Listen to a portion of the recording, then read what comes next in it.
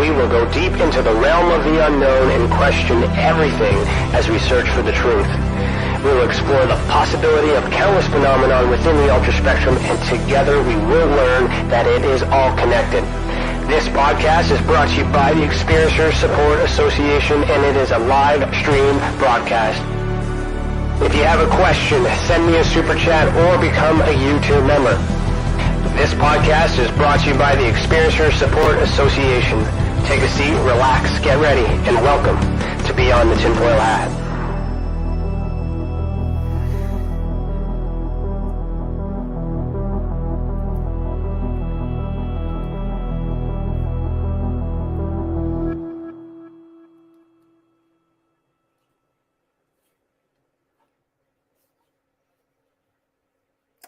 Hello, everyone, and welcome to Beyond the Tinfoil Hat. Today is Thursday, June 23rd, 2022, and I, Ryan Stacey, am your host this evening. I'm a licensed private investigator, a citizen journalist, and the Director of Investigations for the Extraterrestrial Support Association. I'm the former National Chief Investigator for MUFON Canada and the former International Field Investigator Trainer for MUFON in general. Welcome to the channel, and thank you for joining us this evening. To Super Chat, click the $ next to your name in the comment box below. Tonight's theme is Author of Living in Two Worlds, and it's an experiencer testimony. Our guest for Season 4, Episode 21 is Lisa Savoy. Lisa is a lifetime experiencer since the age of 3.5 to present time. She has encountered the Greys during childhood and called them the little people. She has also had contact with the Reptilians, the Men in Black, and a Nordic named Angie.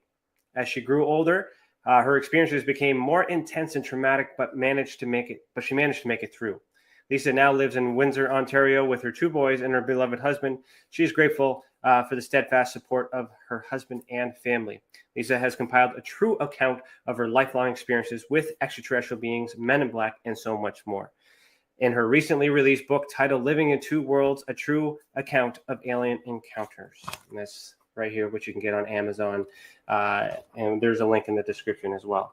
And Lisa is as the first person the last person I investigated with MUFON, and the first person I investigated with the Extraterrestrial Support Association. So it's always a pleasure to have Lisa on the show. So welcome back, Lisa. How are you doing? Put on your tinfoil hat. How are you doing this evening? Good. Doing very well.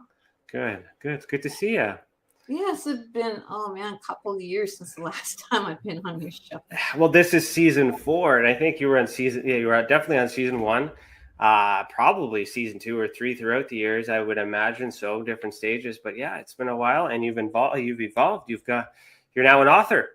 Yes. You know, and you're and you told me just before we started that this is your 5th interview since the book has been released. So congratulations, and thank you for sharing your story with other experiencers.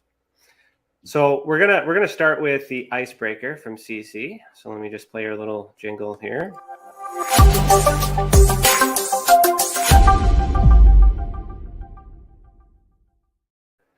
All right, so CC has asked, if a human life expectancy was average 400 years, would this change how you live your life? If yes, what would be the most meaningful change? That's a good question. 400 years? Wow. I never thought of that. Like, is it just me or my whole family, or just me that lives that long? Well, it's just the average, so that would include everybody.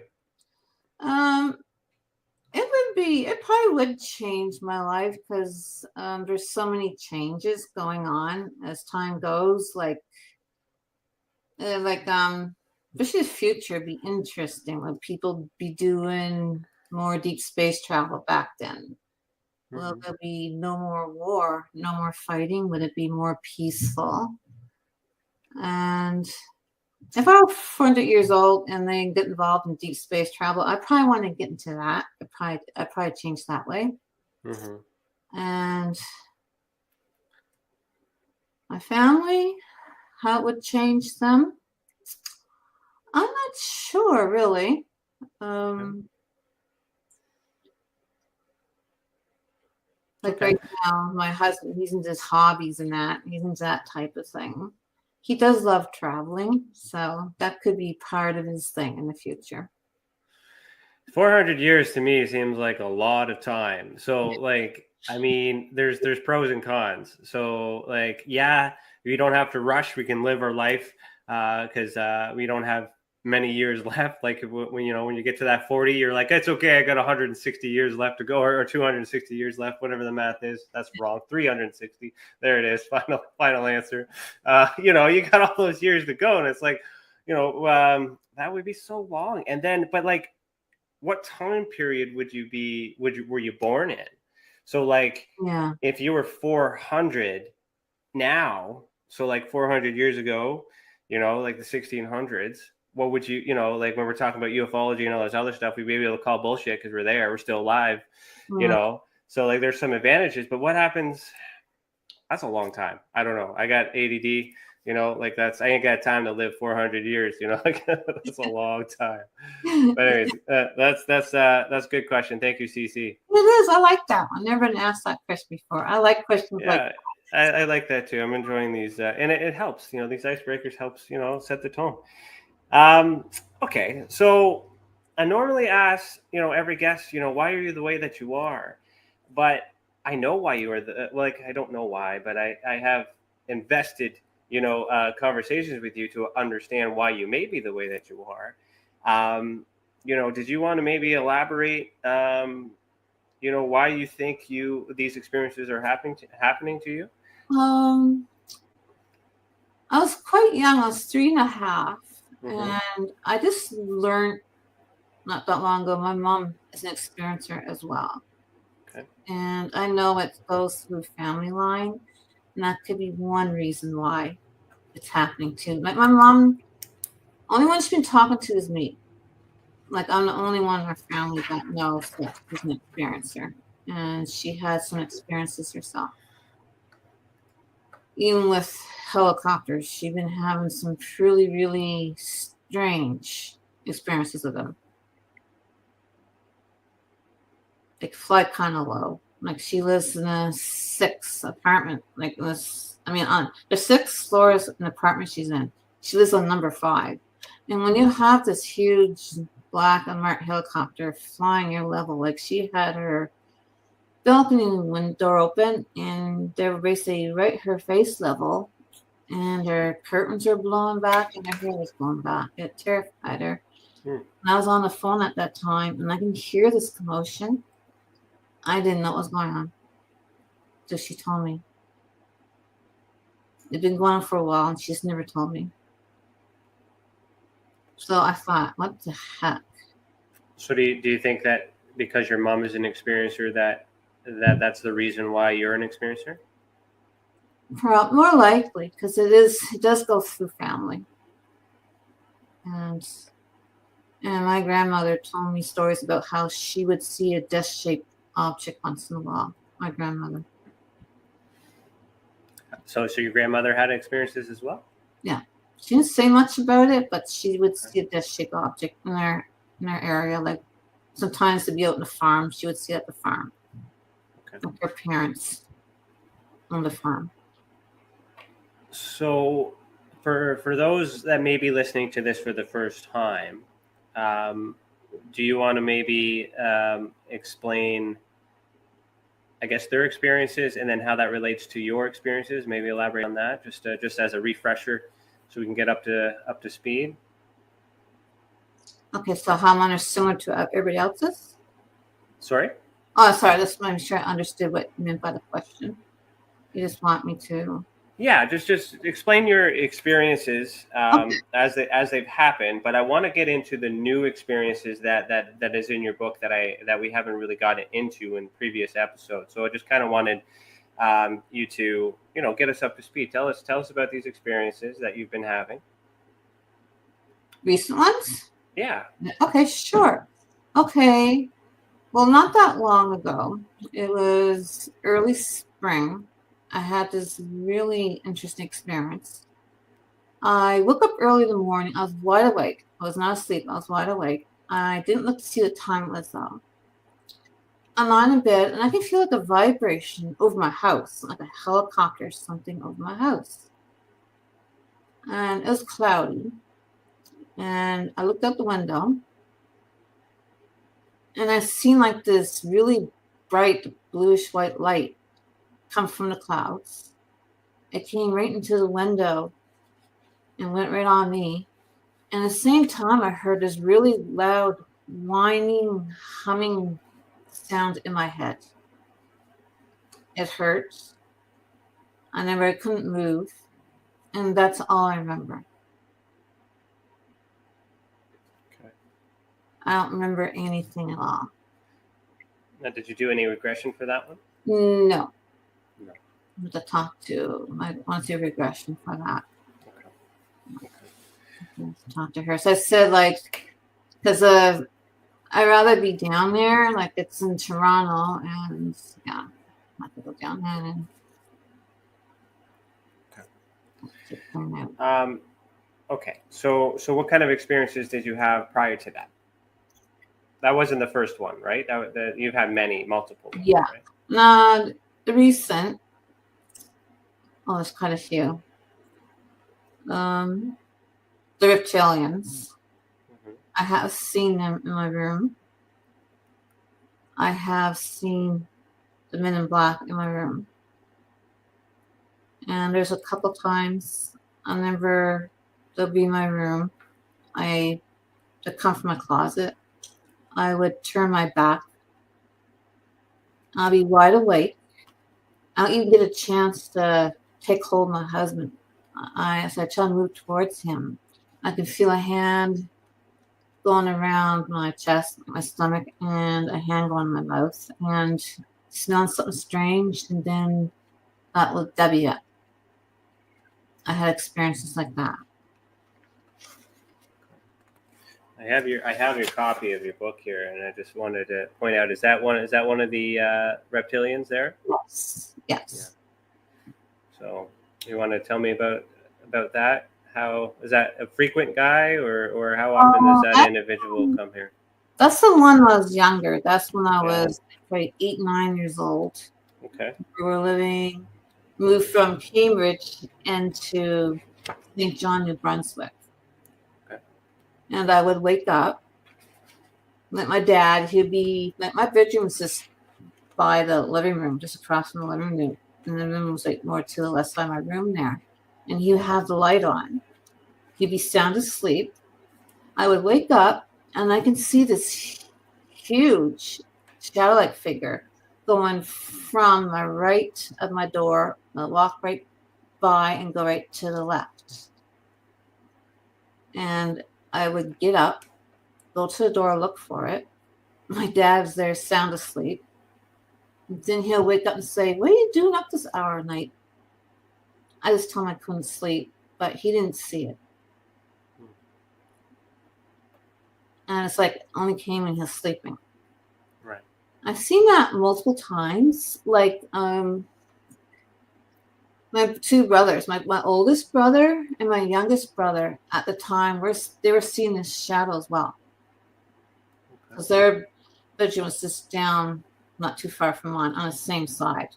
And they would see this figure go down the hall. Like it'll be start from their right side of the door right to the left, like mine. My oldest brother was not afraid of it, but for some reason my youngest brother, he was terrified of it. And he didn't say much, but he told me he actually got a bit of a look at its face because one time it went by his door and it kind of glanced at him and he just felt horrified. Did he ever explain to you what he saw? Did he see the same thing as you or something else? He described it to me, and he has my book, so he can see it's the exact same thing, the same figure going down the hall. Was he having experiences at the same time, or this figure was just visiting both of you different times? Recently he'd been telling me he'd been having experiences. He had been having them. Yeah. Why do you think that's happening? Why? What's different about him and you, or is it the same? He hasn't really said much to me. Like he remembers the grays mostly. They're the ones he mostly remembers. Yeah, I think he's really familiar with the shadow, like I am, but he remembers the gray. So the grays right here, this guy here? Yeah. Okay. Just trying to, do you have a picture of the shadows in here? I do. I believe I do the side view. Okay, let me see. It's just before the other picture you're showing me. It's like a page or so before that picture is showing me. Like the one there is when he's standing in the doorway. And the other one's like the side view, and there's one down the hall. Yeah, I do remember those. Yeah, it's in there. It's not too far from. It's before the picture is showing me. Just go ahead of that page or two. You should see it. Okay. Yeah. It is tall and wide. Yeah. Okay, so what kind of experiences did your brother have? He doesn't have them anymore that he remembers. Okay. But he remembers they would come through his closet, and Okay. he would take them. And he doesn't really remember a whole lot. He mostly remembers them taking him. And he remembered he'd be somewhere. He's feeling terrified. That's really much what I got from him so far. I think I just found it here. Is that the one you're talking about? Yes. Yeah. Okay. That's it. Yeah, the same thing. They both saw the same thing. And that's interesting too. So, do you think that's cloaked or something, or is that like why do you think that it's shaped like that? I think it's all pitch black. Like the picture there, like you notice the side view, his hands are up a bit. Right. But when he came in towards the doorway, he dropped his hands down. It's almost like he kept his hands hiding underneath the sleeves somehow. And then he faced me, he dropped them right down. And that's when I seen his hands and his long fingernails. And I could see his face. So if you saw the side profile, where was he or she, where were they heading? Down towards the living room. Okay. My dad was always sleeping, yes. And this was before they visited, or before or after you visited them? Because you did see them face to face as well, right? That wasn't right away. That was a little later. Okay. Yeah. I remember it was a little later. So you've been visited multiple times by different beings. So we have a gray, right? And we have reptilian. And you also have Angie. Let me just, I saw her here. Where is she? Yeah, there she is right there. Yeah. So there's Angie. Yes. So it's one thing to get visited by an experience, like a being, and then trying to understand and interpret what that being may be. But you're seeing multiple beings at multiple different times, and they're distinctively different from each other, that you're able to label them in a sense. So why do you think you're getting that combination? Like, why isn't it when most people usually just have one type of experience with the being versus multiple? Yeah, I didn't know that till lately. I realized that. The reason why, I'm not sure, because I mostly do see the gray. But Angie, I can say about Angie, in the way she was special. She came to me when I needed. Like, I didn't get right into my book, but I was I was not in a good state. I was depressed. I was terrified. I didn't really see much in the book, but my mom said I was in dire straits. So I just didn't know what to do because nobody was talking with me. No one knew what was going on. And when I seen Angie, she knew everything. And I was able to speak with her so freely. In a way, she was helpful that way. Like, I was able to talk to her. And she really helped me a lot, handling it more better, because I was alone. Mm-hmm. I was so alone. Like, no one understood me. Like, she became a second mother to me because of that reason. She was very understanding. And I can talk to her about that. And so what I do remember, is that Angie, I guess the grays appeared to be more of a watcher mentality. They're more so observing, right? And the reptilians, were they more the aggressive type, if I remember correctly?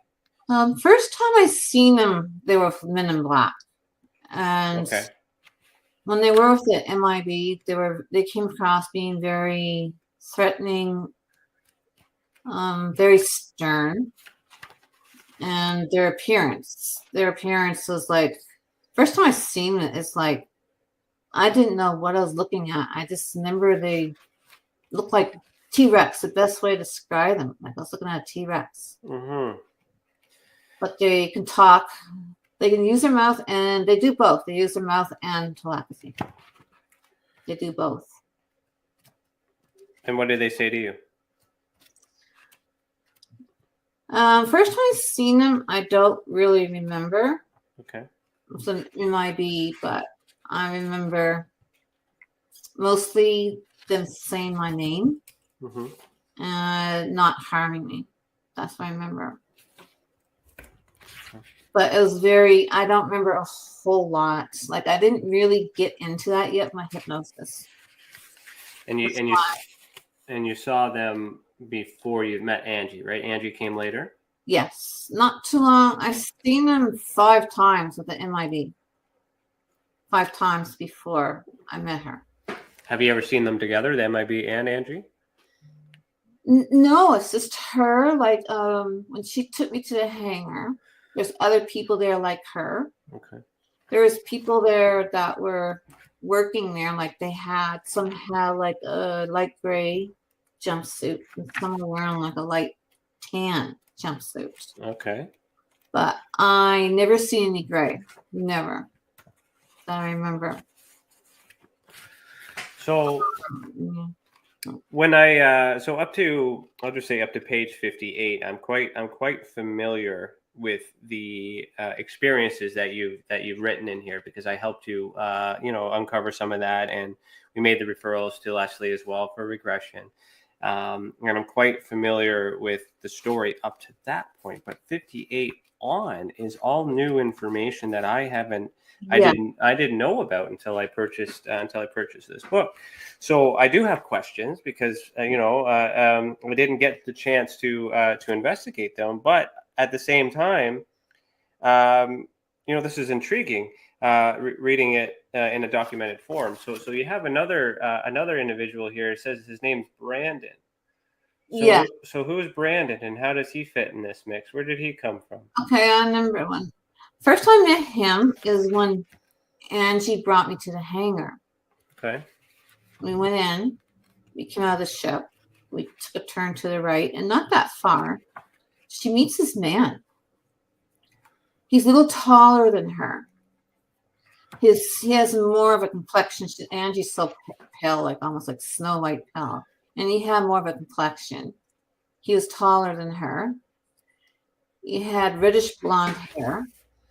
But when they're talking, I couldn't hear what they're saying. Not even to my mind. I just didn't hear them at all. I wasn't meant to hear what they're saying. But it turns out he was the leader of the captain of the ship. That's okay. And she had to go through him for permission to bring me on the ship. I remember that much too. So did Brandon ever come to your house, or was it just Angie? Just Angie. And so you met Brandon when you were boarded then? Yeah. Okay, interesting. There was another picture of an individual too. It could have been you, maybe. I don't know, or someone else. What's going on there? Okay, that there is me when I'm describing the suit they had me wear when they're in the ship, the final stages of the ship together. Okay. Because of the radiation, they had me wear that. What was it like to put it on? How did you put it on? I remember first, it was interesting. I remember the opening in the back. First, I put the body part on. After that, they had it's like rings where you put the boots on, they attach to the rings. Okay. After that, they helped me with the gloves. The same thing again, had like these rings around it. So kind of like a space suit, I guess. We use for the modern day astronauts, right? Yeah. And then the helmet was interesting. So it had like all glass, but it had like a piece, like a round piece on top, and something like a narrow triangle in back. It's like a light gray color. That was on back of it. And I believe that's how the air was circulating for you to breathe. I believe that's what it was for. Well, were you able to breathe when you had it on? Oh yes, but Yeah, I was so saying that so there so was certainly in the air. Yeah, yeah, that might yeah, it was that might be. So I guess this picture here, I guess, is kind of like other side views of the back view. Yes, of the helmet. Okay. yeah, well, you know what that piece looked like. Yeah, so that's interesting. So how did you get to that suit? So you got these visitors, you have these visitations, you have these sightings, you have these portals, and then you have this angel, or Angie as you call, take you on board a ship. For what purpose? Well, I remember Angie when she took me to her ship. Like she actually introduced me to her ship the first night I seen her. So I remember the first time I seen her, I heard tapping on my window. And I looked, there was a woman in my window. And we were living in a 2-story row house. It's like, how is there somebody in my window? So she came in, she walked in, and she knew my name. It's like, how does she know my name? Right. And she knew everything about me, everything. The Grays, everything. My mom, everything. And I remember she has like long white hair. She had very fair skin. Her eyes like a blue-green color. She was wearing a one-piece blue jumpsuit. I had like the V collar, like an opening in the neck, the collar on her neck. And she sat on my bed and just started talking to me. And then she says, I have something I want to show you. I thought, okay. And I followed her. And again, she walked right through the window in the wall the same way she came in. So I stepped over. As I about to step out, I kind of froze. As I was falling behind her, I got kind of nervous. I thought, oh Lord, I'm going to fall. I noticed how she floated down to the ground. Then she told me, she says, Lisa, she says, okay, you're not going to fall. She says, trust me, you're not going to fall. So I stepped out the window. And as I did, it had like a liquid feeling, like I was going through liquid as I was going through the wall. Didn't feel there's anything there solid at all. It was really neat. And when I stepped out, I felt like energy grabbed a hold of me, but it's not as aggressive when the Gray's energy grabbed a hold of me. It was really strong. It was paralyzed, and you just couldn't move. But hers, just like gently just floated down to the ground. And I noticed she was looking to the right, and I thought, what is she looking at? So I started to go over, kind of started to hurry over to the right side. She took me by the hand. And she goes, do you see it? And I don't see anything. So she had to hold me so I couldn't run over towards it. And as I start walking, at first I couldn't see anything. But as I got a little closer, I go, I see something like a blur. It was like a blur, like it was really different. And as I got closer, I could see it was like a triangle shape. And she told me to put my hand out. So I put my hand out carefully, right in front of me, shut my arm in front of me. And I walked closer to it. I put my hand on it, and I can see my reflection. It's like looking into a mirror. And I just seen this triangle shaped spaceship just floating above the ground. This is in my front yard. This happening. And so when I touched it, it was like a lukewarm feeling. And I noticed it was floating above the ground. So I took a look underneath it. There's no landing gear. How's this thing floating? Like how's it not touching the ground? As I went underneath it, I noticed a piece in the middle. It looked something like a teardrop or a raindrop, like that. And it had the same look. It was shiny. It's like a mirror. Right. In metal. So she had me come up from underneath. I went in front of it, and it was like a point. That it there? This is the ship here? Yes. Okay. And it's like really pointed in the front, like a wedge triangle shape. And it's like really pointed, almost like a sharp. Like she had me go in front very carefully. And as I looked up at it, I noticed another triangle shape on top of it, another piece on back a little ways on the ship there. And I was looking at it and I go, I see no windows. Like I couldn't see any windows. It was like looking into a mirror. I thought, where's the windows? How does she see? Like there's no. So she took me by the hand. We floated up on top of it. And she took me on top of the smaller piece of triangle in back her ship. And I thought, how do we get into this thing? So she opened it.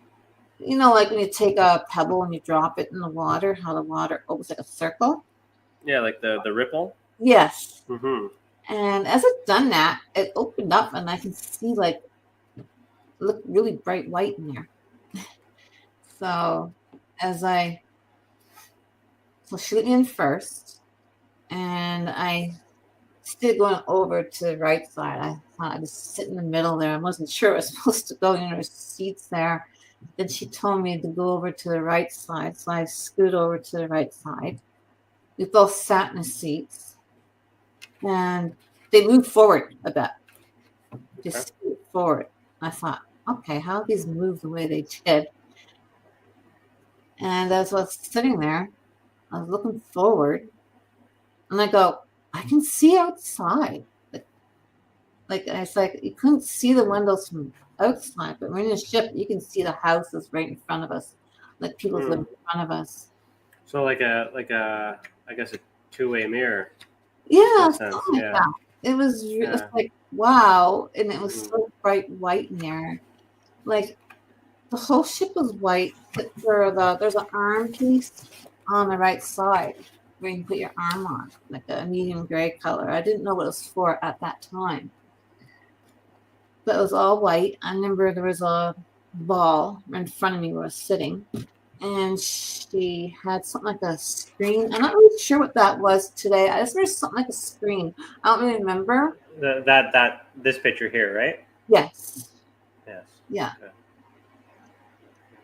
And I was so excited. I was so excited. I thought, oh, wow, where's she going to take me? And I'm sitting there talking to her.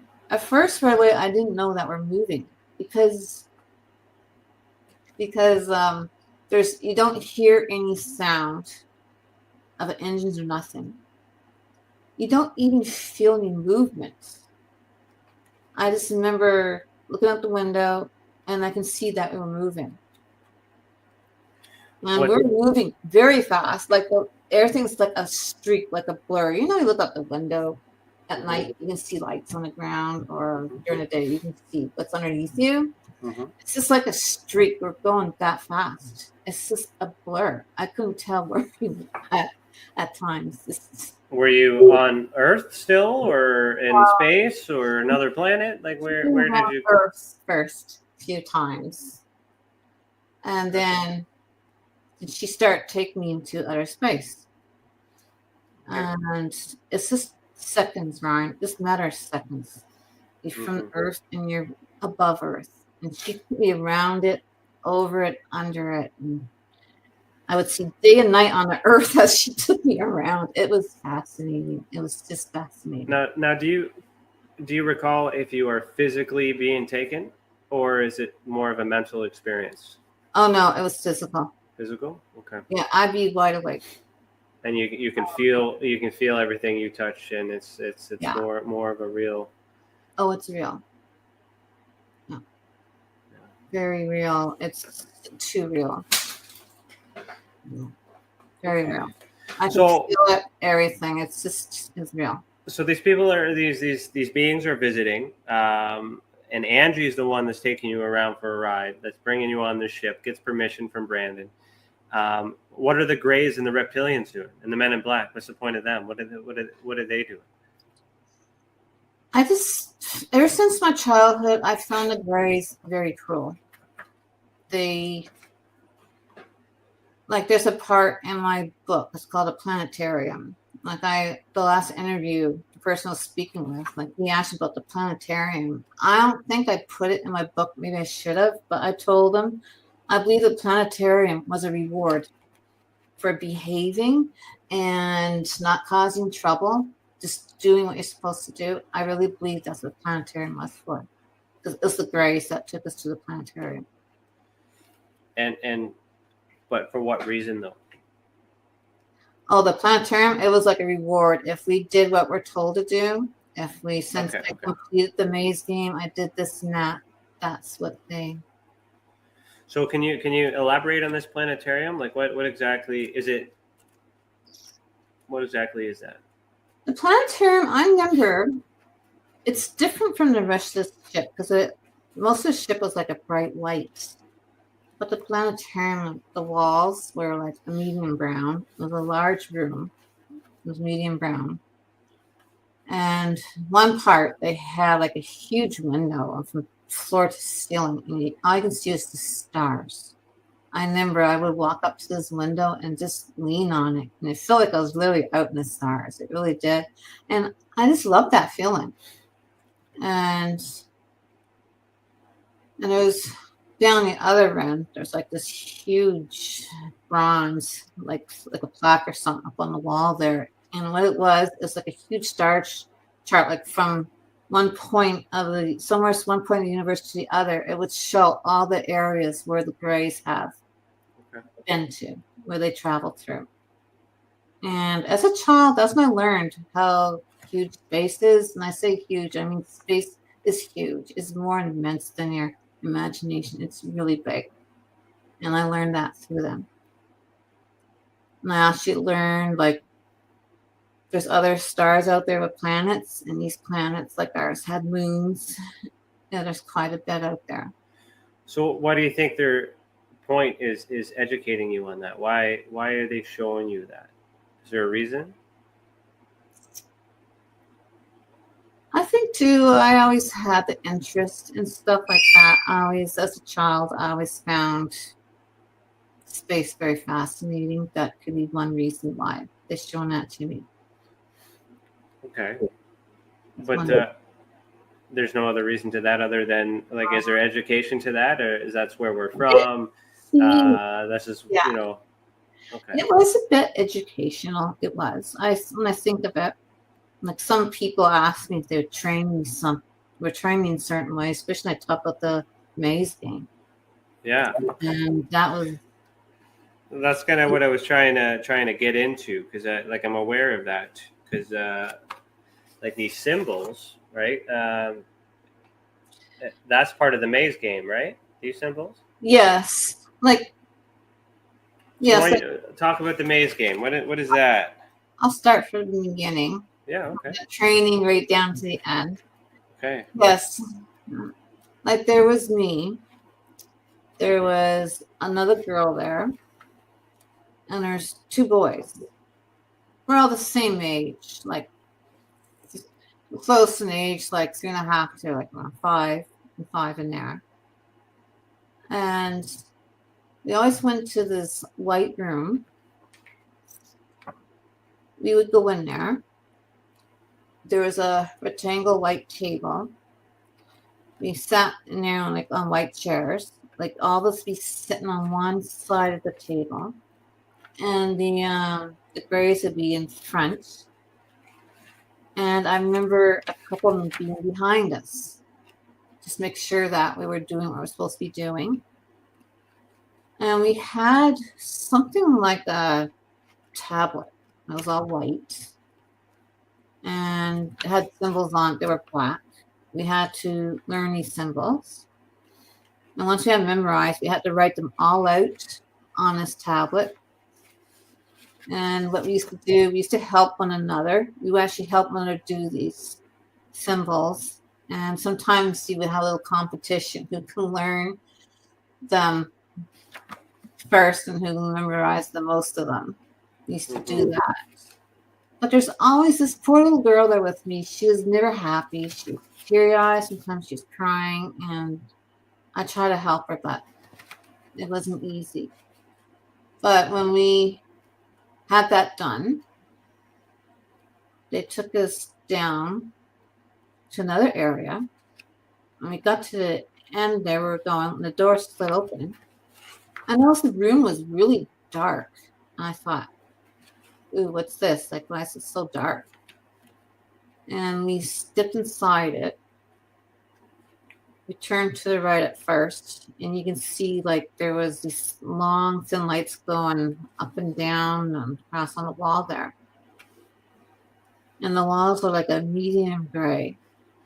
And it wasn't really bright in there. It was a really weird, uncomfortable feeling when we first got in there. After we stepped to the right, we looked down to the other end of the left there, at the end there of the room. There's a wall there. And a couple of grays. One open, like the doors open from the middle, like one piece slid to the left and the other piece slid to the right. And when they'd done that, and we noticed these openings, that were square openings, like there was 3 on the top, 3 in the middle, and 3 on the bottom. And we noticed like they're lit up. You can see that they're illuminating inside like a light, like a bluish white light coming from them. And they had a ladder, which like something like a middle chain ladder. You go up, walk up to each, like the higher levels. We're talking about these boxes here, right? Yeah, the entrance. Yes. Yeah. Okay. And I remember me the first time I'd done it. I went down the bottom one to the left at the end there. That's the first one I went into. But the thing with this maze, though, when you go in there, you had to go on your hands and knees. That's how you had to do it. And after we all went to our areas we're supposed to go to, they would slide the doors closed behind you. And it wasn't a good feeling. You knew that you couldn't get out of there until you'd done it, until you did the maze. They weren't going to let you go home. And we reached in our own spot. Like if sometimes you would run to meet one another, but we weren't allowed to talk with another. We just had to keep going our own way. It's just different levels to this maze. And when you first get in there, like the lights, some will be running on the bottom, on the side of the wall, on the floor, on the bottom. And they had these symbols on them. Like they were black. And they're like, they have like lines, like columns, like lines, and there'd be in those lines there. And they're black. And they were raised. You can feel them. Feel what they were, even when you weren't looking at them. So you had to follow those. We were at like, so we know which way to go and to get out of this maze. And it wasn't really short. It was long enough. And the corners there, they were curved. Mm-hmm. And even on the corners, on the wall there, like on the side, like the light there going up down the side of the wall, there's a couple of symbols in there as well. The lights were on the bottom, like in that picture there, right? Yeah, and then you can see there's on the sides there, there's a little sides there, the curve there. They're on the side there too, if you know which way to turn. Those are the turners tape. And she got further in it, like there'll be like there's different levels, like there's like ramps. Some would take you down, some would take you up. And I remember one time I was in there. I could feel like a breeze blowing in. So I looked down. So I went further. I looked down. I noticed like they have more symbols, but they were different. They're more like shapes. And they were open. And like on the bottom, like the other ones were. And I can feel the breeze blowing in. And I thought, well, this must be how I'd get out of here. It must be at the end. But as I went cross over, I looked out through these open areas and I thought, oh my word, the trees. I was above the trees. The trees were underneath me. And I said, okay, I'm up too high. And those ones were locked, so you couldn't fall. So I had to go down a few levels. And then as I was going through it, I could feel the breeze again. So I knew I was getting close. So as I crawled further, I could see them. And it's like you had to find which door that will slide open for you so you can get out. After you get out, you have to run across the field, and they give you a certain spot with trees. You had to go to that area and run there and wait till they get you. And that's when these windows here, right? Yes. Yeah.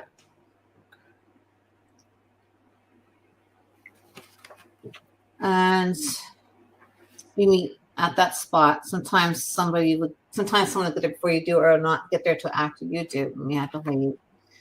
But one time, the girl was missing, and we thought, "Oh no, where is she? Is she not here?" And I remember we can hear this horrible screaming. I mean, terrible. And we knew it was her. We never seen her. We never saw her again after that. She just couldn't take it anymore, so they didn't bother having it for that test anymore. Just a screaming bloody murder. It was terrible. Gives me chills just thinking of it. Well, it is a terrifying thing. I mean, I guess you had, you're very good at going through with that. But another thing too, I realized, like later on, like there was very little girls that done that.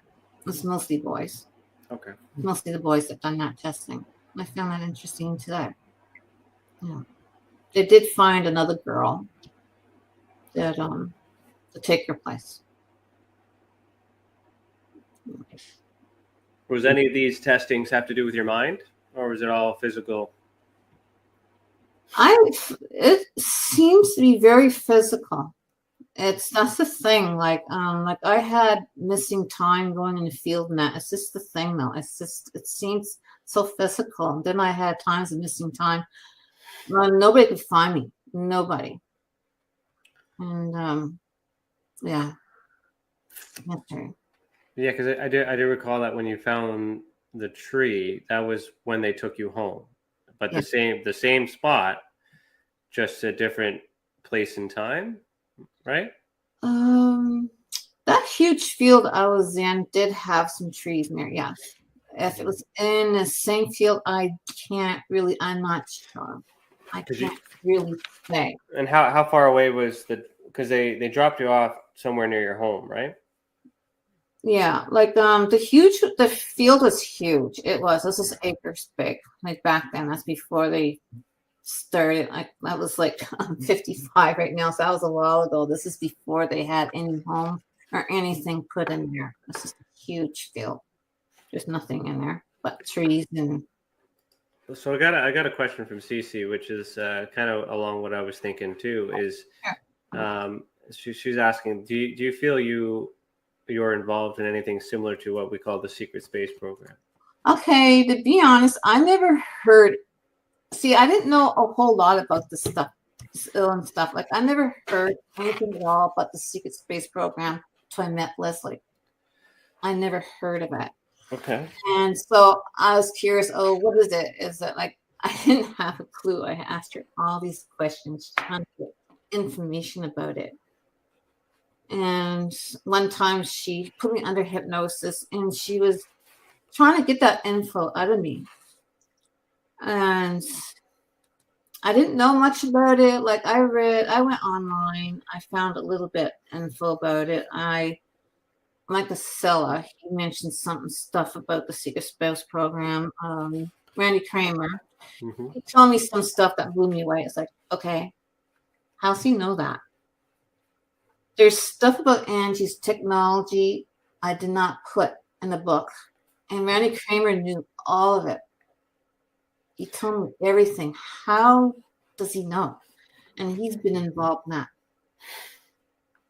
And now he told you this after, like you didn't hear that from him before you had your experiences? My book wasn't even out yet. I was still writing in my journal. And one time, Leslie, I got in contact with him, like he's Leslie's friend, and I was speaking to him, and we started talking about some of our experiences, and he was right on. I can send you an email, tell you what he said. It was right on.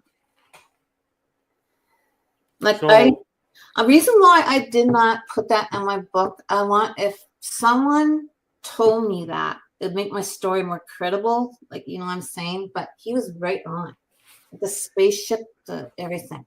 So in terms of secret space program, the understanding is obviously a program in space that's kept secret, as simple as it is. But I mean, it usually involves stories that take individuals to meet beings and creatures and things like that, off-world or on-world, to complete some types of missions that help for whatever an unknown reason that's been kind of given to the people and whatnot too. So it meets the criteria.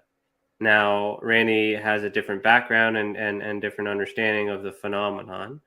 You not calling it that, I can understand that when you didn't know about it, but now that you're aware of it, do you think it fits in that category, or is it something else?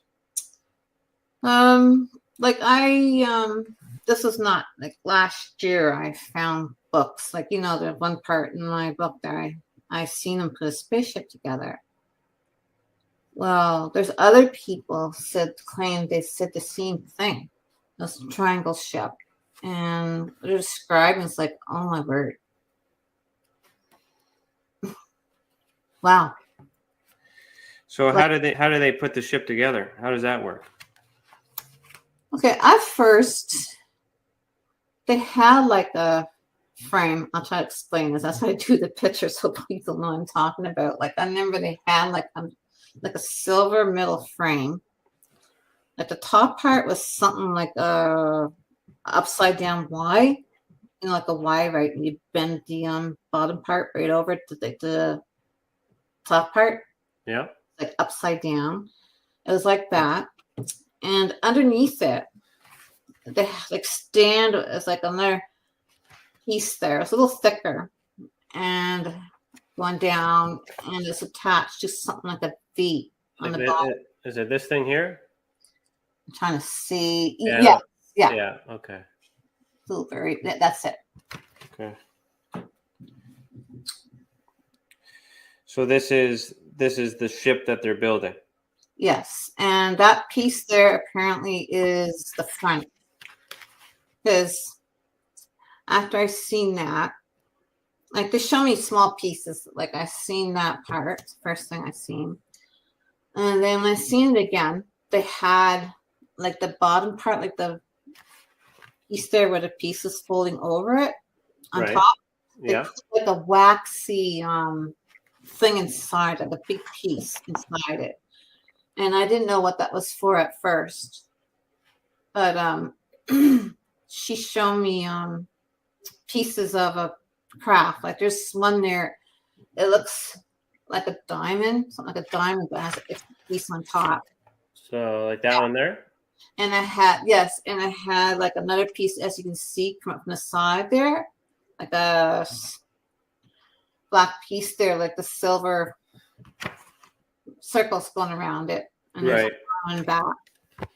And she had me hold on to that. Like, she told me it was heavy. I had like Brandon was behind me. He's helped me hold it in my two hands, and this is the size of Angie's hands, like from her wrist right down to her fingers. And when I held on to it, I was surprised how heavy it was. It was really heavy. And so that's a ship you were holding on to in your hands, though? That's part of the ship. Part of the ship, okay. One of the pieces that go inside that thing I was telling you about, that's in the thing. Okay. Now, was this a spaceship? Is this a terrestrial ship, like on Earth, or planetary? Anything like that? What kind of? I find it's planetary, like it's meant for space travel. Okay. From different worlds, not just ours, but other worlds as well. And there's several of those pieces too. That's not the only one. Some are different shapes, like rectangle shape, square shape, and other shapes. They had, like, I believe, I drew those in the book as well. There's different shapes, and each one had that piece sticking out of it. Yeah. There's a. Oh, sorry. Go ahead. And I noticed too, they were very magnetic. Like, she one time she put this white cloth on the floor and she put all these pieces on it. And she would raise her hands over it and the things would lift up and just pull together. And I thought, oh, cool. So I tried it. It took me a while and I finally done it. Wow. And you can feel like a magnet energy coming from it. It's really different. They all pull together and they would pull apart. I had to think in my mind really hard to make them pull together and come apart. Yeah. Interesting. So, do you think your energy had anything to do with that, or it had its own force built in? I believe my energy had something. I believe it was connected somehow. It's hard to explain, but I believe it was connected. Yeah. Okay. One of these images here, it's kind of like a side view of like a. I don't know. I'm not quite sure what I'm looking at there. What is that? Okay, like in a hangar, like it was really huge, like a long rectangle area, and there was 3 long entrances in the hangar. Like they're all down on one side of the wall. Like there'll be one entrance on the very far right. There was one in the middle. Then there was one entrance down the far back, the other end. And as I looked out these entrances, sometimes I would see this, like a vehicle thing, like that one there was long. I remember I would see them going down, like there's like a highway, a couple lane highway. This way describing it. And I would see one person sitting in it. It had a piece in front, but there was no steering wheel or nothing. It was like Angie's ship. There's just no steering wheel or anything at all. Okay. And it's like they're controlling their mind. And what you see on back is like cargo. And it's like wrapped up in this fabric. It's like fabric. I wouldn't say paper, like fabric. And it was like gray and black and white. Now, were they driving these inside the ship or outside the ship to get to the ship?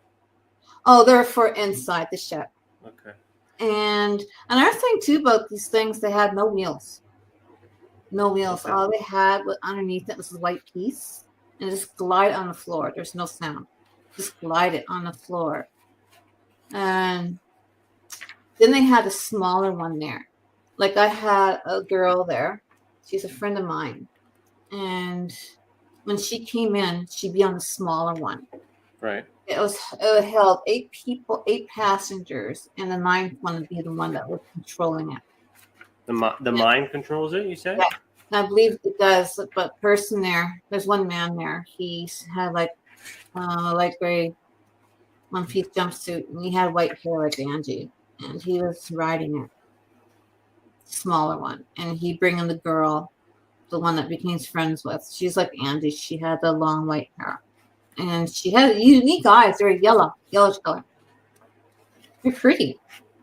It's interesting. I mean, like the attention to detail too. Like, I mean, like there's, you can't really tell from this image here, but I mean, you got these triangles, and these dots that are in the center there to show some texture here. But you got the back view as well, side view. So you were in these yourself then? No, I was not in those. I would have loved to go into one. And again, it just glided across the floor. It made no sound. There's no wheels. And just passing by. Where did it go to? Did you see? Oh, it would go out one of the entranceways. Okay. Like it's mainly the middle one. And when they leave, they go out and they would turn to the left. Like they come in from the right and they go out, they go to the left. Okay. Yeah. All right. Well, highway, 2 lane highway. This way, put inside the ship, though. Yes, it was inside the ship. That's how they get around. They would. Yeah. So that would mean the ship is quite large. Yeah.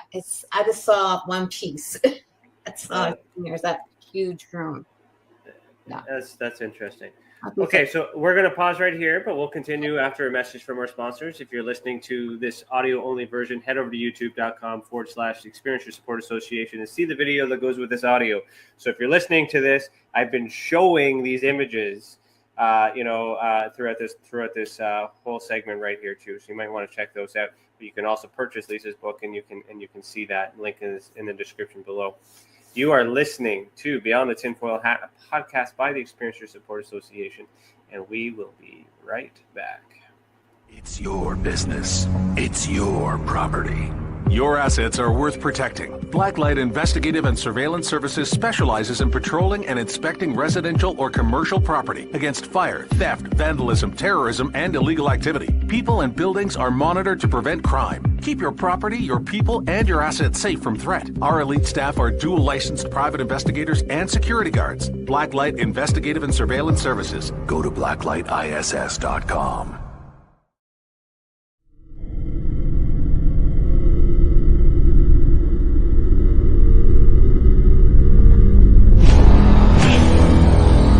The same thing that draws aliens to our planet is the same thing that draws us to others. Exploration, curiosity, sustainability of life. That's why we go. It would make sense as to why they're visiting here. Travis! Quit playing around, man. Get back here. Travis! The last thing I remember was this numbing shock. Stunning sort of a feeling. Very powerful. Get away from me! I was just out of my mind with fear, just screaming the whole time. It's been theorized that aliens prefer remote areas because they don't want to attract attention. Whatever it is that they're doing, they would want to do that in a less populated area. There are multiple accounts of the same thing from people from all over the world. People that do not know each other, do not live in the same cultures, and they're all looking up, they're all seeing things in the sky. So it would be naive of us to think that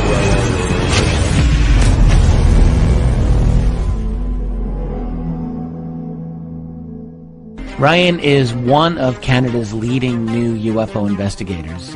He conducts and oversees UFO investigations on a constant basis and was really taken by his research. He's compiled a tremendous amount of data regarding UFOs in Canada. And just as interesting, he really goes over how UFO investigations are done and what are some of the mistakes that people make when they submit evidence. Note for starters, don't edit your videos or photos before you send them.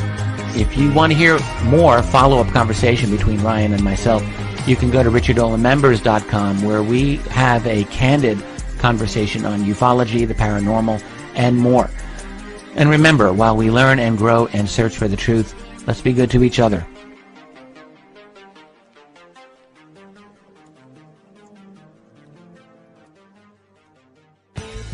Welcome to the Observation Deck, a state-of-the-art, one-of-a-kind virtual platform that takes video conferencing to the next level by using avatars to navigate a campus, just like you would in real life.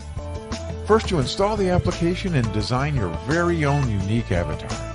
Then you're free to explore the various areas of the campus at any time from anywhere. There's so many areas and activities to choose from on the platform. There's a 1,000-seat auditorium, a large expo hall, a movie theater, a nightclub, an art gallery, and even a beach. Come attend a conference, or take a class, or hear a lecture. Meet new friends and interact directly with presenters. It's all right here on the incredible Observation Deck campus. Where in the world will you go?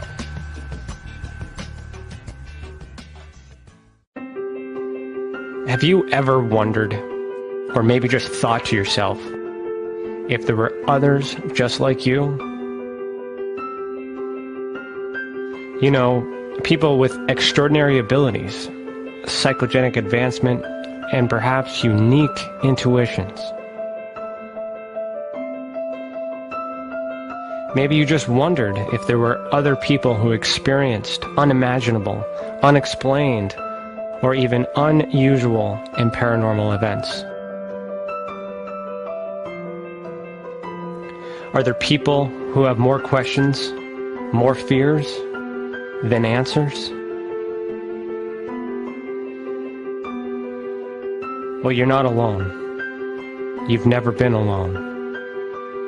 We believe you. Sign up for EA today by going to tesacan.org/EA. That's TESACAN.org/EA.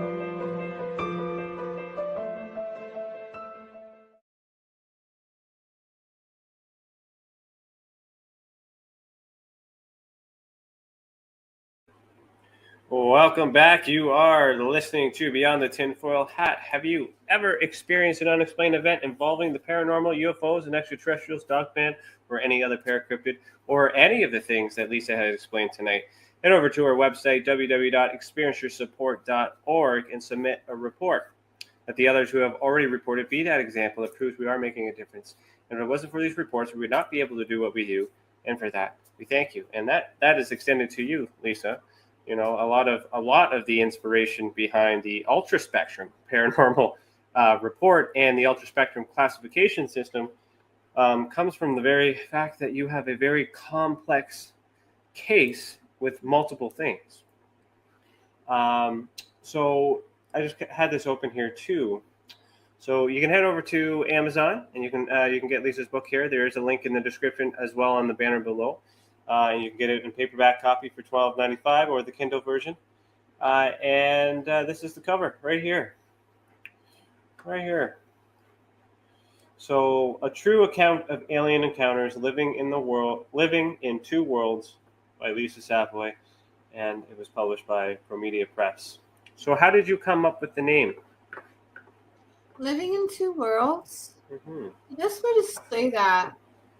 That's how I feel. Like I have the world of like being an experiencer, Mm-hmm. and then this world, and it just seemed like two separate worlds to me. No, that's the way I could put it in words for that. And it makes sense because like if you live this life, and that's like that for a lot of experiencers, right? Because you go to sleep or you just appear in other realms. You know, different things are happening at the same time, and there's a lot of characteristics with your events that it is almost like another life because you're being taught, you're going to school in a sense, you're showing machines, you're meeting people, different beings, and then you go back to your life, and then you're getting in trouble because you were missing and they can't find you, you know, and things like that too. So if you had a choice to live in one world, which world would it be? Well, at times I meant there's a lot of stuff I wish that didn't happen. Even today, just some crazy stuff. But I have Angie in my life, and I think what would be like if I didn't have this happening? Like I have no regrets meeting her. I mean, you know, but there's at times I wish this would come, especially today. Like, when's this going to come to an end? You know, it's my mom been having these terrible experiences lately, and she's 80 years old. It's like, seriously, who wants to pick on an 80-year-old woman? You know, it's just not right. I mean, she's other issues, you know, other problems. She doesn't need more stuff like that. It's hard to get the intent, right? So you've telepathically communicated with Angie and Brandon to the point that you know that their intent is positive. They bring you, you know, they welcome you into their home, if you will, if they live on this ship. They are educating you, they are teaching you, they want you to do something with this information. That is comforting. That's a good feeling. You don't like the Greys and you don't like the Reptilians because of how it makes you feel. It feels there's more of that negative feeling. Yes. Do you want to talk more about what it is that they've done to emphasize why you don't like them?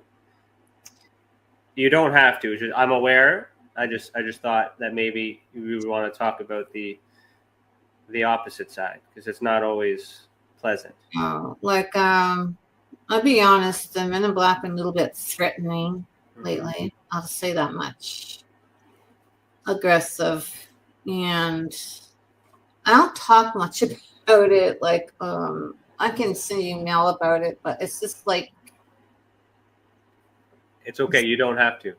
You don't have to. I don't know what to do. No, it's okay. So it's also I have a stacked deck because I'm aware of the experiences and I just wanted to kind of point out to our listeners that there's a positive and a negative with experiences. Experiences can be perceived positively as well as negatively. But this is a complex experience in which there seems to be negative entities that are interfering with positive entities, but they're both entities that are not of this realm. No. So it's one thing to try to comprehend and accept and cope with the idea of interacting with a being not on this planet. It's another getting in the middle of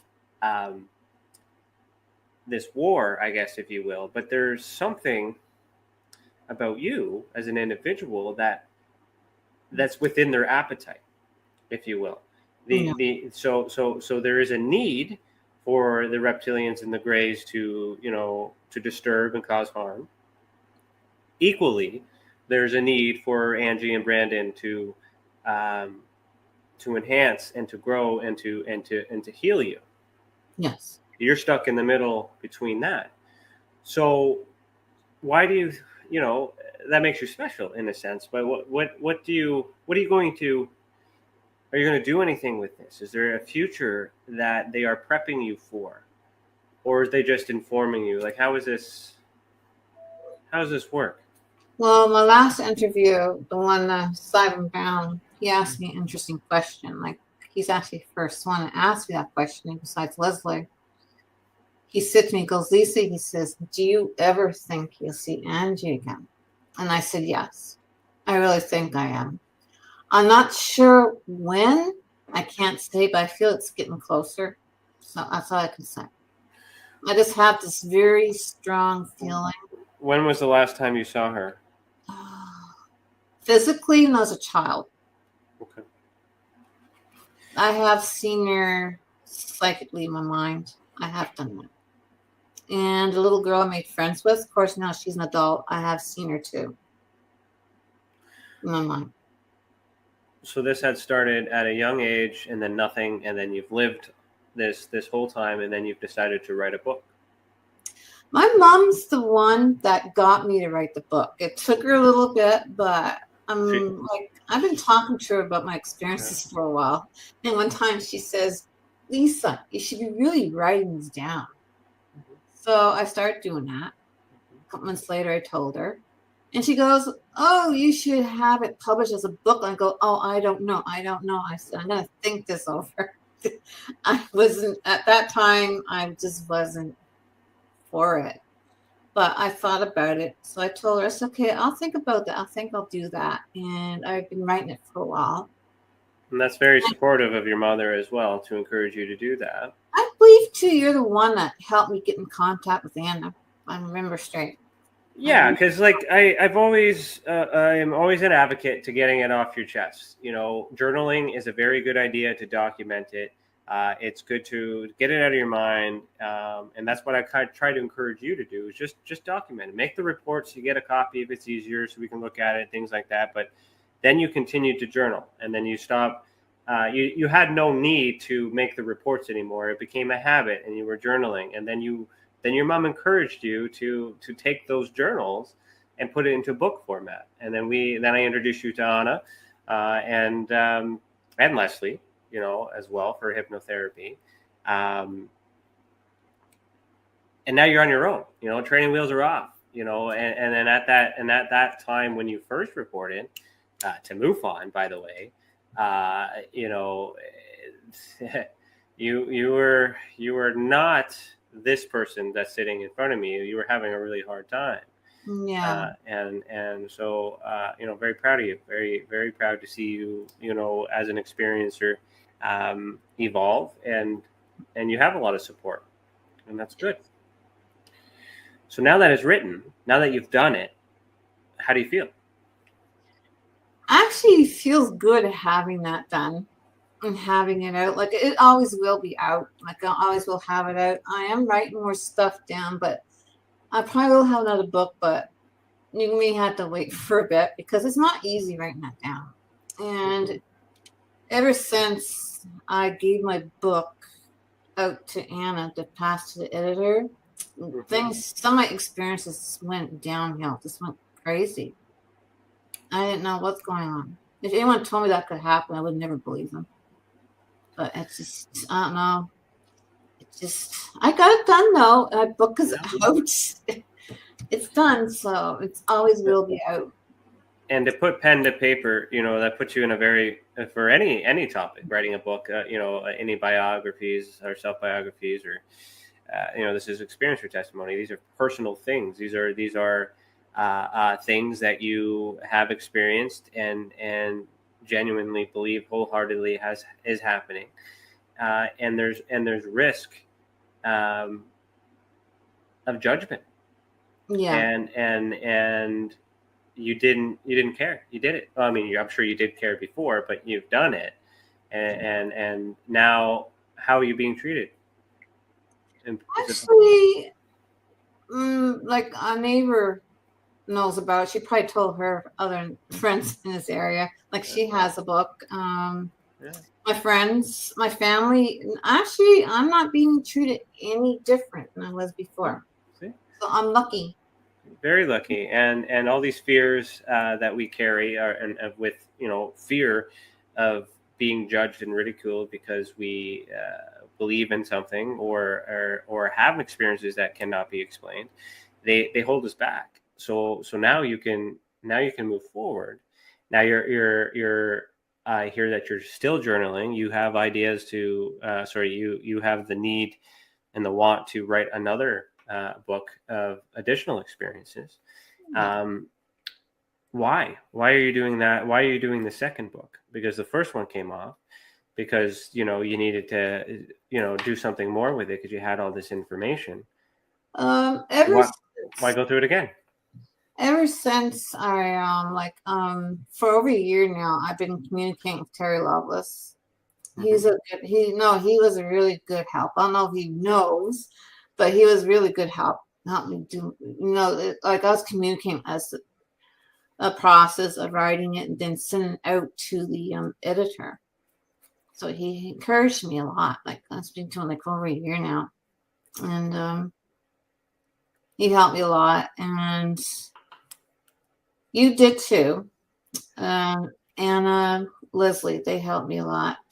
And they kind of encouraged me to do another one in the process. And I said, okay, I'll think about it. And then I told them, I said, okay, I'll do it. Again, like encouraged my mom and then other people as well. I said, come on, do it. Like even my son's friend there, she's the same way. She's always telling me, do another one. And so in a way, it's good that I do write this down and just get out of your system. And so I'm still finding it hard to write it, but I find it not as hard as it used to be. Like he's going to pull a different person I used to be. I'm not this little frightened child that didn't know what to do. Well, there's a lot of things, when you put, we could talk theory all day long, but when you're putting pen down on paper, when I was working with you to get you to draw these beings, you had just explained them. Drawing wasn't something that you were accustomed to at the beginning, and now you're an artist. You're drawing everything that you see too, but once you see it and you're looking at it, that reality hits you in a sense, like this is real, and that adds to the belief, that adds to the testimony as well, and things like that. It's very powerful when you put pen to paper, especially with the word, put your thoughts on the piece of paper and read it out loud. And then you kind of realize in those moments, wow, I said this. And then at that moment, that's where the editor comes in. Do you say it that way, or did I mean it that way? And, or, is this the message that I want to convey? And after reading and going through this, I don't know how much was edited, but it appears that you just let it all go. You didn't hold anything back. You were very open. You were very honest. Yes. And it's beautiful. So good job. 2.5 years to do that. Yeah. And then you had all those years of holding on to it, and now you feel good. You feel better. Yes. Any negative consequences of writing the book? No, writing it was the journal was fine. Good. Yeah. I highly recommend that people put pen to paper, and obviously I would like you to make reports, but if you want to, publish a book or things like that too, we can help you as well. So that's good. All right. So now that the book is published, you are doing podcasts like this. You also mentioned that there's an event coming up that is this going to be your first time? Are you a vendor or are you a speaker? No, just a vendor. Okay. So how do you feel about doing that? Sitting at a table and having, and explaining to people your experience? Actually, I find it kind of exciting. Like I feel more ready for that now. Like probably before I couldn't, but since I did 5, this is my 5th interview this year. So I feel more confident. And I thought too, by going down to this, they get to know me, and maybe in the future, maybe they will take me as a speaker. You never know. Well, if you get the opportunity and you have the, the gumption or the courage to do so, I would recommend it because it's an example.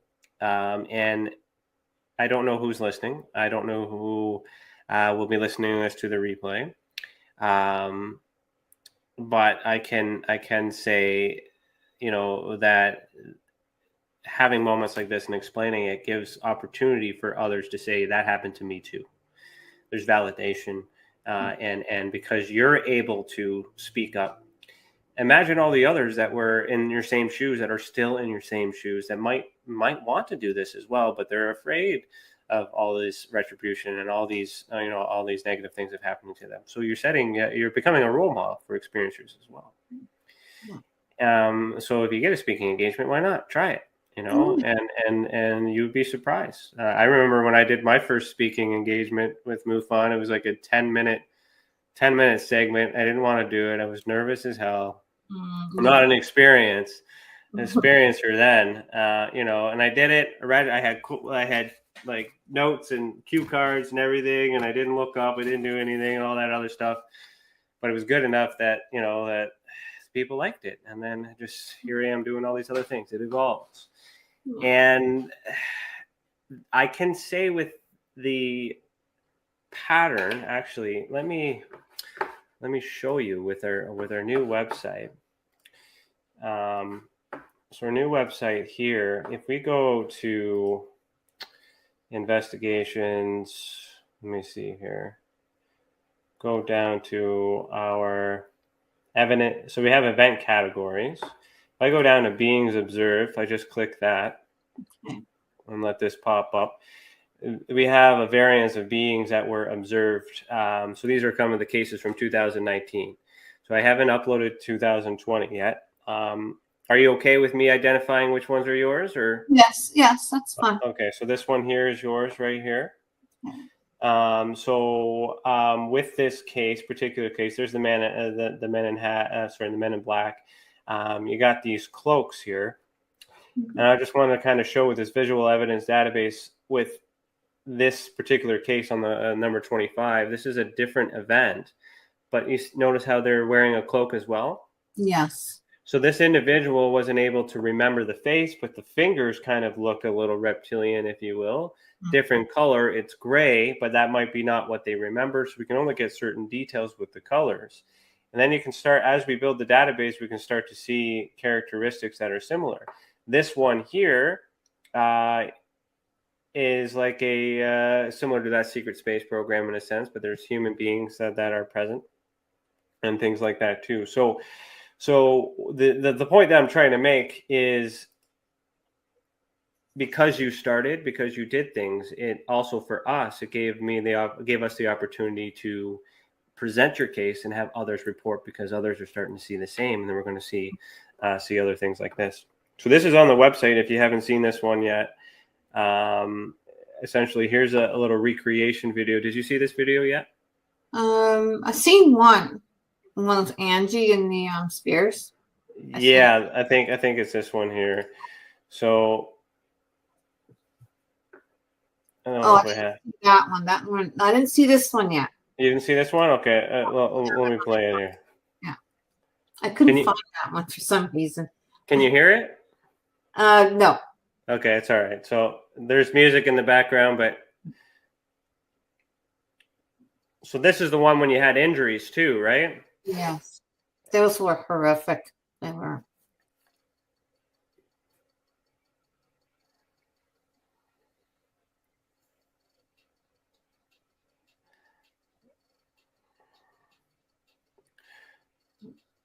So the point of these videos is just to draw attention to others that may have seen the same thing, and we want to encourage them to make these reports, so that way we can compare it.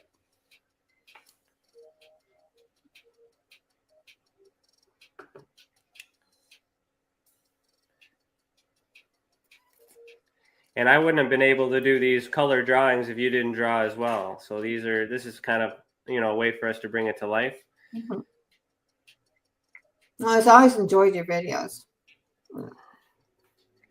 It's unique, huh? How you done it? It's pretty unique. I like how you did your videos. Yeah, thanks. We also have your witness statement. So this just explains how it came in. And then we have the original evidence. I put that down there just to, emphasize that, this is one of my unidentified cases. So this is on my website. I'm swearing up and down that this is something that can't be explained. And this kind of reinforces your book as well, right? There's your guy right there. And then here's additional data about the case. Of course, identifiers are removed. So unless you had mentioned that this was you, nobody would have known. They can't figure that out from here. You mentioned Angie. So let me see. Yeah, this other video, it's one of the spheres I saw in the field, the symbols, and Angie. Yeah. Okay. So Angie might be aerial activity. So let me see here. Evidence categories, aerial activity. Right here, this one. Yes. Yeah, that one. This one here. So this, for those who are listening and paying attention here, I also transcribed a little bit of the hypnosis. I left identifiers out though. This image here, this is in your book as well. Yes. Now you kept talking about the ship and the triangle and all that other stuff, and I was just waiting for you to bring this up because, like, okay, I thought this was the ship. This is not the ship. No, that's the one I seen in the field, and during the time I was having missing time, I would see this in the field. Okay. Okay. And then there's Angie there. So there's your original drawing of Angie in color as well. Yeah. And then there's your cubes, little tunnels, and those symbols. And then, so back in 1969, a long time ago. Yeah. And, so that's what we're doing. And then we have them also on our visual evidence database. So what I'm trying to emphasize, because you were saying you were hesitating, I said because you were able to report, I was able to, I got this idea where I was able to find more people that was able to do, they may have having the same experience. So I want to thank you for that, because this is inspiration for all of this as well.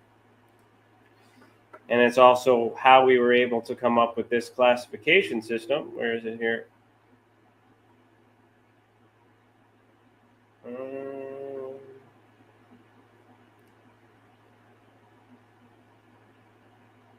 Because with MUFON, we weren't able, so this is a classification system that I have here, but with MUFON, we weren't able to classify your case properly because you have psychic ability, you have visitation, you have beings observed. I coined what's called the paranormal hat trick. And that was inspired by your case, because You have a complex case of multiple paranormal and alien activity that can't be explained. Mm-hmm. And then as I learned, there are a lot of other people that seem to have this complex thing as well. And then I'm trying to figure out and piece it together to figure out what may not be happening. So, and that's because you decided to make a report. So the worst thing that anyone could do is keep it inside. If they want to journal. If they want to write a book. If they want to tell someone. Don't keep it inside. Because the more people that share their experiences, and you're open about it too. And there's a lot of people that watch the show that want to be anonymous, that don't want their name attached to anything like that. We got to move the marker so it's not close to their house, so all these other things like that too. You're representing them now. You're representing those experiencers. So keep up the good work, and thank you for doing that. And you should be proud. Thank you. Yes, and that picture I was showing you earlier, I'll make sure I send that into you. The car? Yeah. Okay. Yeah, but I want you to take a picture and get a license plate so I can run the plate and find out who that is. Yeah, I wish I didn't have any camera on me when I. Well, if you can remember, if you can see the license plate, write the license plate down. We might be able to figure something out. Because if that is Men in Black watching you, then we'll be able to find. I'll get a name from the plate. Yeah, it's just. And if they're not, as I said before the show, if they don't have a plate, it's against the law, so we can report it to the police and shut it down. Yeah. Okay, so, all right, so let me think here. Do you have any specific paragraph or anything you want to read from the book at all? Do you want to share anything? Or There's actually a lot of I actually took my book and I stuck some little paper bookmarks in there. Yeah, okay. Well, if you want to read.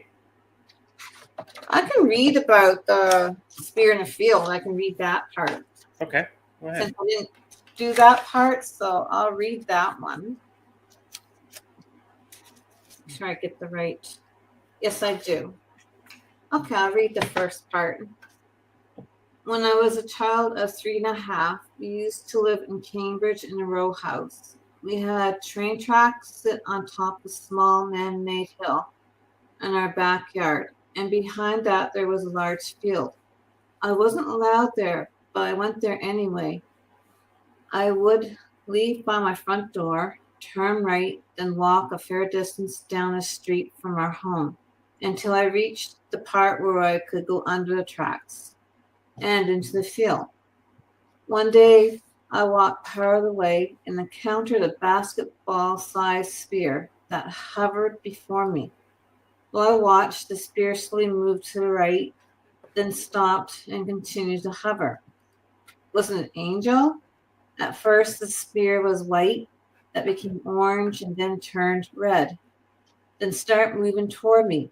Increasing in size, at that time, I didn't know what I was looking at, nor had I ever heard of a UFO. It changed once more, then got closer, and the black ring formed around it. Beautiful. Yellow-orange lights revolved around and kept approaching me.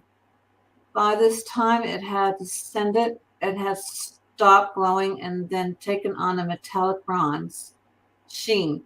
The spear was massive, its surface smooth and reflective. I still wasn't frightened, just a curious child. After that, I don't remember anything else except that I stood there confused, alone, and where had the spear gone? When I went home, I met some kids. Where have you been? They asked. Your parents have been looking everywhere for you. You're in so much trouble. I haven't been out that long, I said, confused and angry. I didn't know what they were talking about. By the time I got home, I heard the same thing from my parents. Where have you been? We have been looking for you for hours. I wasn't gone that long, I said. I didn't understand what was going on, and they punished me for it by sending me to my room. Now. So it was very confusing for me. I didn't know what was going on. So how did your mom go from punishing you to supporting you to write a book? Oh, that was, well, the thing about my mom, like, I didn't really start telling her about my experience, like, as an adult. Like a child, she just surpassed me as being dreams. Like, she didn't really listen. But when I was living in Winnipeg, all this horrible stuff was going on with me in Winnipeg. I would tell her about that and being taken and stuff like that. And having these horrible marks on me. My husband actually seen some before he left.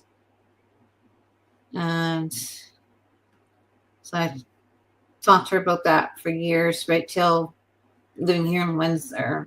And that's when I started writing my journal. I was writing before I even met Leslie. It wasn't too long before I start seeing Leslie that I start writing it.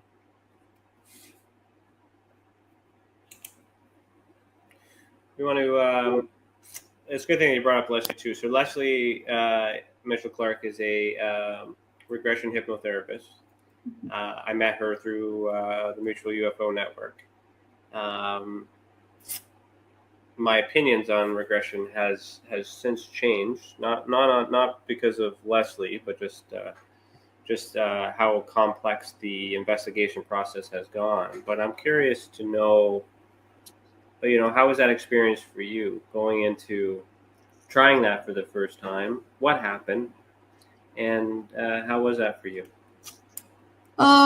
Before I went to see Leslie, I talked to her a few times on the phone before I went till I felt more comfortable with it. Because, I was a little nervous. I wasn't sure what it's going to be like. Is it going to be traumatizing? Because after my first regression, I realized how realistic it seemed, and it's like you're living it all over again. But Lizzie was very good. She does it very well. Like if you're in too much distress, she would wake you up. She wouldn't let you, get traumatized by it. But the first time I went to see Leslie, I was talking to her, like, she goes, "Do you remember any of your experiences?" And I go, "Oh yeah." I said, "I remember everything." Like, I would talk to her, tell her everything, and she put me under, and I would tell her exact same thing. Mm-hmm. Yeah. And, she told me I'm rare. I didn't know. Like, everything in my book is about hypnosis. Every single bit of it is about hypnosis. So on this particular case here, I'll add it to the post or to the comments right now, just so people have it. But I did transcribe parts of your regression that I thought was significant to enhance the experience. And to reinforce this, prior to the referral for regression, I had already collected all this information. We already had the drawings. We were at a point where you didn't remember more. I couldn't get more from you. You just didn't remember. So we thought that, okay, if we were to use regression, then there was a chance that you would unlock a little bit and you would remember. And hearing the regression, it was good because it validated the questions that I had, because I don't know if you know this, but I asked Leslie to ask you specific questions to get answers for me to help with my case. You wouldn't have known that. No. But when I'm listening to the regression, it checked all these boxes, and I was just like, okay, so that rules out this. It can't be that. Proves credibility. You generally believe this has happening. I don't know what it is, and therefore unidentified, and kind of goes in that category. Mm-hmm. And I did notice though that you expanded on the details. So you did remember all the points, but you started to explain more specific details because it brought you back, and that's how we were able to get the colors, and that's how we were able to get all these fine details on top of the experience. So it's a very interesting tool to unlock the memories. did it cause any negative effects? Did it bring you back to any of the negative things? Some it did. Like, I've found under hypnosis, like for example, like even in the maze game, like how I said, I could feel the symbols. Right. Well, during my hypnosis, I can really, it felt like I was actually in there. I could feel the symbols and I can feel the metal floor underneath me. It's just like I was actually right back in there. It's like I was reliving it totally. And it's like, wow. So to help keep me from getting traumatized, to like, for example, in the examination room, like if it got too tense for me, she'll say, okay, just pretend like you're looking down at yourself. Right. That helped. Like you're just watching. And even that sometimes was hard. Like it was a little intense, but I managed to pull through. But she goes, at least I didn't have to wake you up. But she's good that way. Like when she puts you under, like you're not screaming or crying or anything like that. She really helps you with it. Like she has to. She'll have you wake up so you're not traumatized by it. Because it's just like you're right there. You can feel everything, the temperature. I can remember under hypnosis, I can feel the grays touch me. I can feel their long, bony fingers just poking into my skin. It's creepy, I remember stuff. It's interesting. I observed another experience here where you kind of did a little bit of a filming for that because I wanted to kind of understand how hypnosis would work. I wanted to see it for myself. And, this individual was unable, he was male, and he was unable to be regressed or go under hypnosis. But his girlfriend that was there at the time was like nodding off. And like she went under hypnosis. She wasn't part of it. She was just listening to Leslie, explain it. I myself was just kind of like almost like I gotta focus here because like it's a very comfortable thing. But even not being the subject, being in the room, hearing the tones, hearing the voice, listening and comprehending it, it's a very powerful way to bring a tool to help. The challenge with regression, though, is when you have these memories, and then you're kind of, what do you do with them, right? So before you wrote the book, what did you do immediately after your regression? How did you feel after that? Actually, after I had regression, in a way, I felt a little relief because I had someone to talk to. I had someone that seemed to understand what I was going through. And they were believing what I was saying, like understanding. And all that together was just like a relief in a way, like, you know what I mean? Like a certain type of relief to have that. Like when she put me under, they make you feel relaxed. It sounds something like going into sleep. Like I remember when I came out, so it's like I woke up. It's like I literally woke up from sleep. And in a way, it helps you relax, if you know what I mean. Like it helps you to relax. Like for example, like when I first got there, started talking to her, I felt more intense. But when she put me under, like, you know how they have you relax all your body and all your mind. Yeah, you have that feeling. But so I was really surprised, and I was really impressed how she done it. Yeah, it's very interesting. My wife and I constantly listen to hypnosis for sleeping as well, like guided meditation and things like that as well. I wouldn't say hypnosis, but guided meditation. But it fascinates me on how if we were to focus on something that is not the problem, that we automatically then we start to go back to the problem and remember it. There's that trauma response where we're blocking it all out, and we kind of need to be distracted to remember. And the interesting thing about those details is you're explaining things that are not normal. No. So with all your experience in this and all the people you've talked to with, Mr. Lovelace and Kramer, you got Leslie in there as well, myself included. What's your explanation for all this? Why is it? What's going on? It's a good question. Like, people ask me that, and it's like, my mom's being an experiencer, and it's like I ask myself the same question, like, why this is going on. Like Terry Lovelace, he has a lot of things that are similar to mine. His and I experiences, and we talked about ourselves, like why and why is it going on, and we didn't question if we even were in the same triangle ship. I don't know if you know anything about Terry Lovelace's story. Like, he was in a huge triangle too. Okay. And he's seen these vehicles that glided across the floor, like a cart type of thing I seen.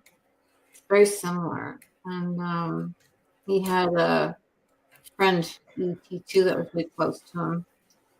And inside the hangar I've been in, it's just very similar to what he seen. And I found that interesting. Now, do you think that these beings are working on their own or with us, with mankind? I do believe the government, some government is involved in it. I do believe that they know. They're not, I don't expect this, like right now, this UAP thing and all this stuff. It's just like, they're not saying everything they should be saying. I'm not saying it be negative, but Lou Elizondo and them, they got to say more. I'm sorry, they have to say more. Well, Lou said enough. He just has to say more of the right stuff. But it's just like, just some stuff I went through is so horrible, and other things that people went through is just so terrible. It's just, it's not right. It's challenging because if the government knows it's happening and they're withholding this information, there is pros to that and there's also cons to that. Mm-hmm. Being a victim or an experiencer or subject to the harm, we want validation, you want confirmation, you want to know, because you also want to believe that maybe it's something else and not that. Even if you got that explanation that, we're living in a hologram and all this is our imagination and we've been tricking you, that's still an explanation. Mm-hmm. To give that is very challenging. They would have to surrender control, or they would, have to put other people in place and all these other things. So I can understand why it's hard to get blood from that stone. Mm-hmm. But at the same time, giving credence to the possibility that this might just be something else that the government knows nothing about, that can't control as well. Mm-hmm. So the government may be aware of it and trying to stop it, but is unable to, and you don't want to also come out to your people and say there's a problem and we can't fix it, because that causes issues too. No.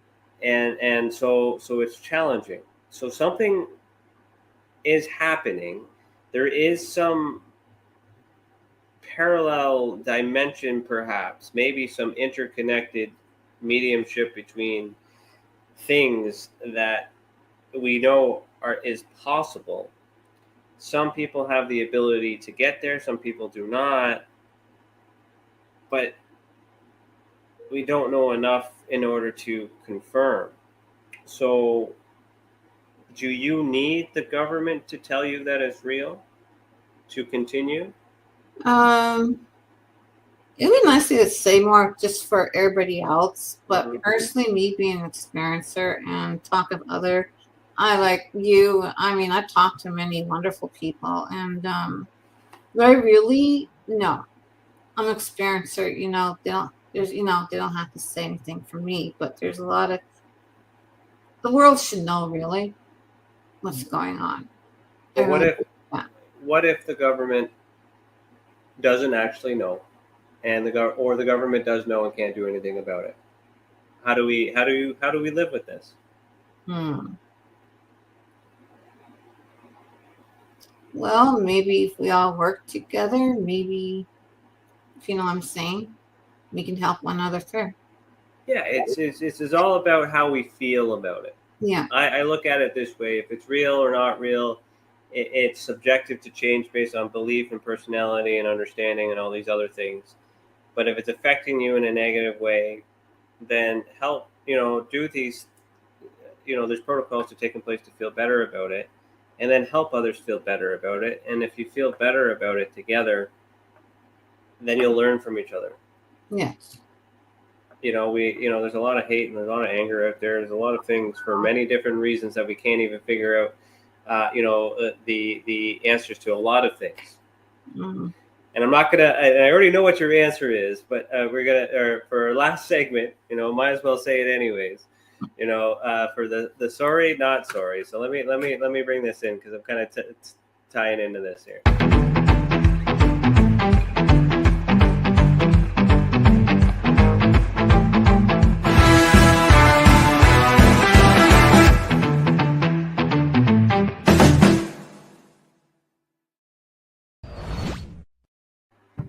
What shape is the Earth? Round. Yes. See, every time I ask this question on the show, you're always in the comments saying it's round, it's round, it's round, because you've observed it through your experiences. Now, see, that is interesting on its own too, because from what I can see with my eyes, what I can understand, it doesn't make sense that what I'm being told is the truth, but it could still be possible. Not everybody on this show gives the same answers. Round is very seldom in the answers, believe it or not. But then it's kind of like I can't disprove that the Earth is one shape or the other, but at the same time, I can't disprove whether or not you actually had these experiences. Mm-hmm. Right? I can't take that away from you because what had happened. So the challenge that I'm having is I believe you had these experiences, but I'm not quite sure I believe you that the world is round because of the perspective. It's hard. I mean, it's I know. Did you go all the way around? Did you get a full tour? It's really cool. Like I said, earlier, I remember, I seen day and night going around that world. All right. Well, tell me about that. Tell me about that experience. How did that happen? Our side of the world, it was night where I was at. And as you go around, you can see the time. If you know what I mean? You go around, you can see the time change. I'll go one side, it'll be night, and it'll get brighter. And you go around further, it'll be day. Right. And you go around, the same thing. Yeah. So all the way down, up and down, or you just left and right? Went over it and underneath. It was quite fascinating. It was beautiful. Our world looks gorgeous. It's beautiful. It really is. And it makes me wish it's something everybody could see. I mean, you can if you're rich, who has all that kind of money. But, So why do you think some people question the shape of the Earth? Why do you think some people think it's not that? I do respect way people are. Some people do have their opinion. I don't know. I watch Dave when you have on your show. He's a nice guy. I like him. He's a really nice guy. He's intelligent. He does have his own theories. I find him interesting, I'll admit, but in my experience, I've seen it and it's not flat. It's not flat. In my experience, that's what I've seen. That's what I know. So I can't argue. I have no way. I have no way, no way to say yay or nay. Like, I'm not negative toward any people. Have their, I don't know why. Like, it's just like people are. I met this woman. She does not believe man went to the moon, and she did her damnedest to change my mind. I said, look, I believe man going to the moon. You know, if you don't, that's fine. But people just have their ideas. I don't know why. And that's the thing is even we should know the shape of the Earth scientifically. The government should be able to provide us information that we all can agree upon. And there is a lot of us that don't actually accept that. And that doesn't mean that the government isn't telling the truth. That has to do with us and our trust and the issues that we have, trust issues that we have with our government. It has nothing to do with their ability to tell the truth or not. If we don't trust them, then we don't trust that, and that's what the conspiratorial mind comes in. So if they're able to tell us that the Earth is round, and that's the truth. Recently, with the disclosure hearings that they had, they said that these UFOs and UAPs were drones, and bokeh, which is light refraction, which means there are no UFOs, there are no aliens. Is that the truth, or is that a lie? And how do we know if the truth about the shape of the Earth is the truth with NASA? Because NASA also, is now investigating UFOs. So, like, how do we trust that? And we have to trust you as a testimony. I can't take you up to space to be like, hey, prove it, show me.